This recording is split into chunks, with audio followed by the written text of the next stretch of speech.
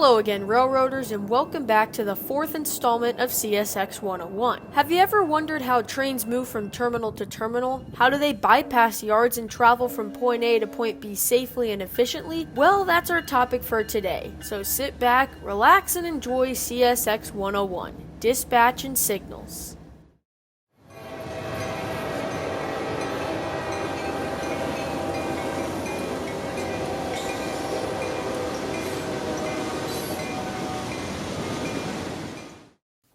Let's start off with some basics. This is the southbound signal at Lakeland Junction on the CSX S line in Plant City, just before 11 a.m. It's showing a high yellow or approach aspect in railroad vernacular. The red on the bottom means nothing. All the crew is looking for is that yellow, which is telling them to proceed at medium speed, approaching the next signal prepared to stop. The signal is for WO8605, a loaded Herzog ballast train that departed Wildwood earlier in the morning and is now passing the Diamond in Plant City to back into Plant City siding to drop some of those Herzog cars. It's getting this signal because the dispatcher knows he only needs those few extra miles to pass and then back into the siding.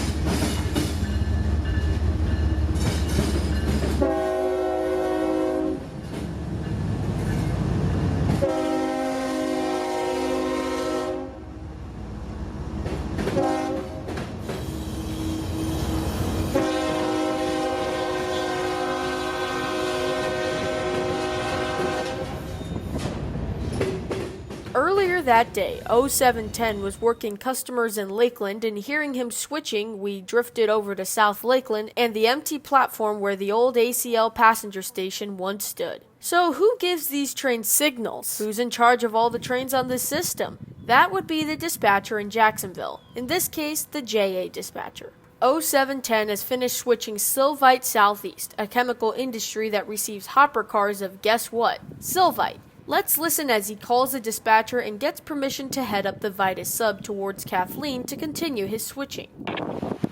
Yes, sir. Ready to come out of here, South Lakeland out of track number 2 and make our way up towards Kathleen. We got one customer to work between 10th Street and Kathleen. Okay.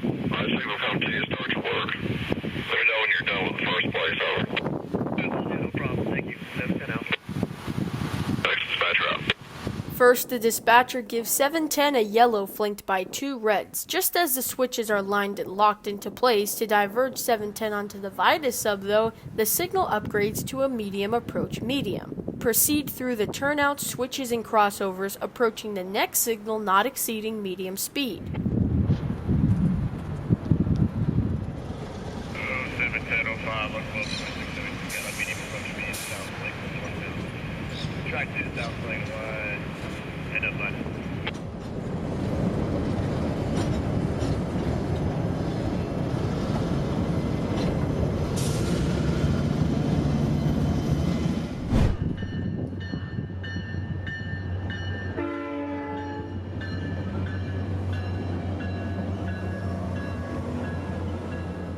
Moving about 60 miles north and east of Lakeland is Winter Park, a suburb of Orlando and one of the nicest spots along the Central Florida Rail Corridor to shoot trains. This late December afternoon, we see Amtrak 98 pulling into Winter Park for his station stop. About 15 passengers off and about the same get on, and just about 8 minutes after rolling in, 98 is ready to proceed to DeLand, Palatka, and Jacksonville. However, there's one last thing to do before the departure. 98 still needs that signal to depart. So in about 2 minutes, red signals have been given to 2 southbound Sunrail trains, which will clear up the line for the higher priority Amtrak. There's our green, and with that, we say our goodbyes to Amtrak 98, off to DeLand.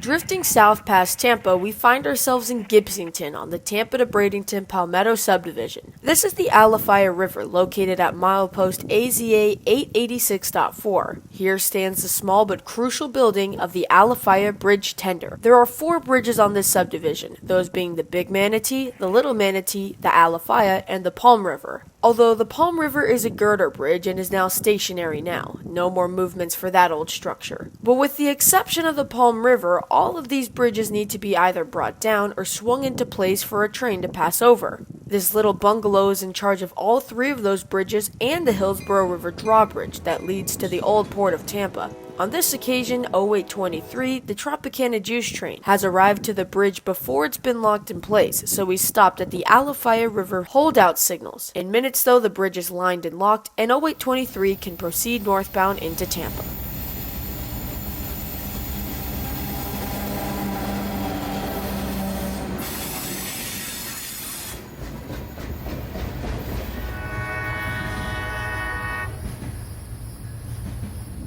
Now back to Lakeland, specifically Lakeland Junction. Here's 0710 again, backing up to what we rail fans call the daycare, as the only way to access Lakeland Junction is at the end of a dead-end road which services a child daycare center. To be honest, I'm even a little jealous that I didn't attend this daycare, considering how close it is to the busy Vitus subdivision.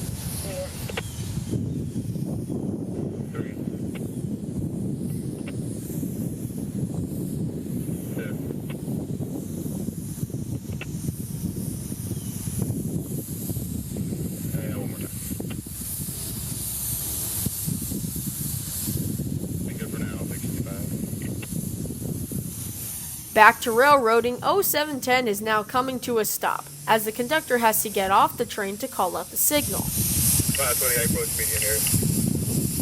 Lakeland Junction, ground, deck 1, approximately 40 minutes, catching up 100.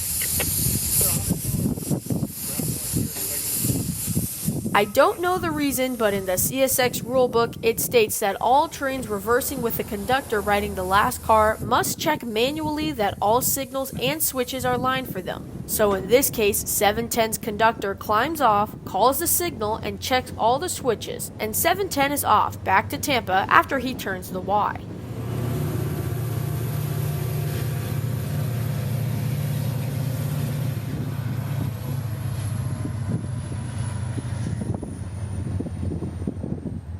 It's a rule that all train crews must call out each signal they pass, the aspect, and obviously their train ID as a safety measure on the CSX. Here at Dixie Road in Dade City, northbound train Q452 is racing up the hill into downtown. Listen closely as he passes. Dixie Road is about 30 feet from the south end Dade City signals, and today the dispatcher is giving him a high green, or all clear.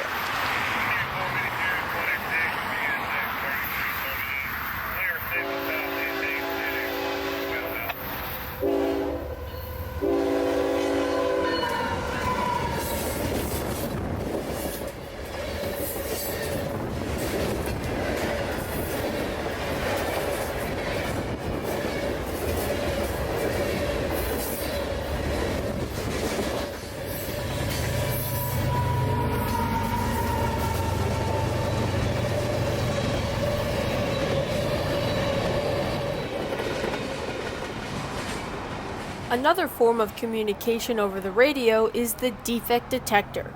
Before the advent of automated defect detectors, an onboard train crew and trackside workers used to visually inspect trains for defects like dragging equipment or hot boxes. Seaboard Airline was the first railroad to install defect detectors which spoke their results over radios carried by train crews, informing them of their axle count, speed, and length of train.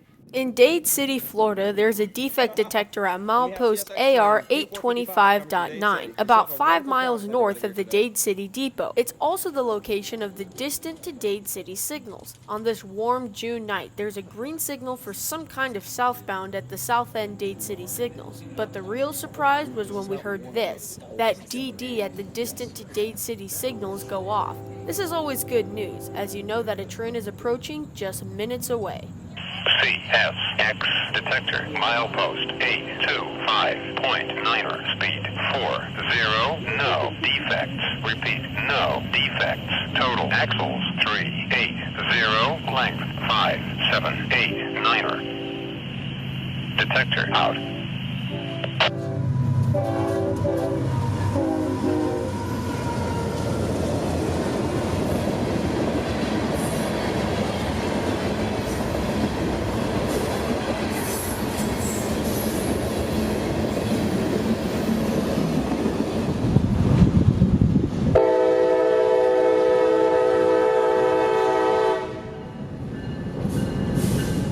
Lastly, but definitely very important, is a train meet.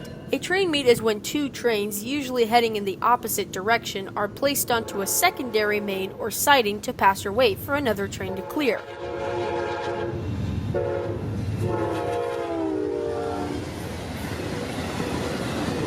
Let's jump up to Waycross, Georgia and the Brunel Street crossing. The gates are going down for NO 1314, southbound loaded coal from Atkinson, Kentucky to the Seminole Electric Power Plant in Botswick, Florida. Notice which track this guy is on. He's heading south on the middle or secondary main, as the number 1 main signal are showing a lunar white aspect. This is a restricting signal in the CSX rulebook.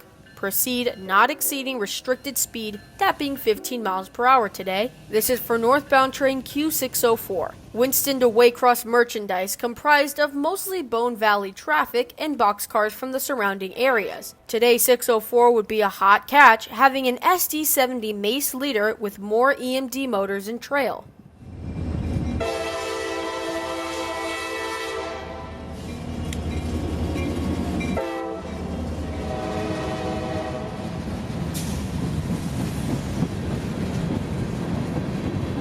Here's another example. Back to the Palmetto sub, we can see 0823 rumbling past through Sutton siding. You see that secondary track next to the one that 823's on? Well, that's the siding, and one pan of the camera will reveal another train.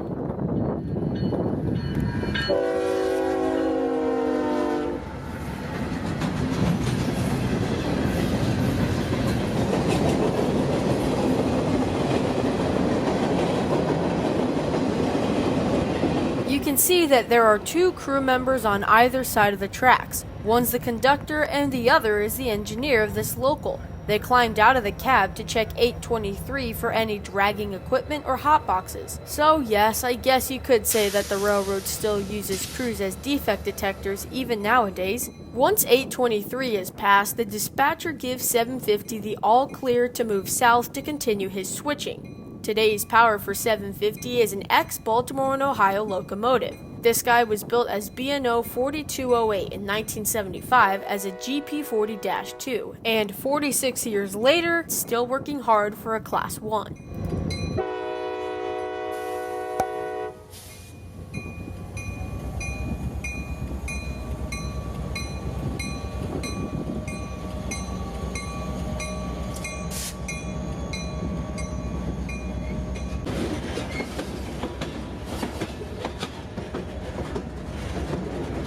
As the fret of 750 marks the end of his train, it'll also mark the end of this video. I thank each and every one of you for watching another episode of CSX 101. But until we meet again on the high iron, this is CSX 101, dispatch and signals, end of transmission.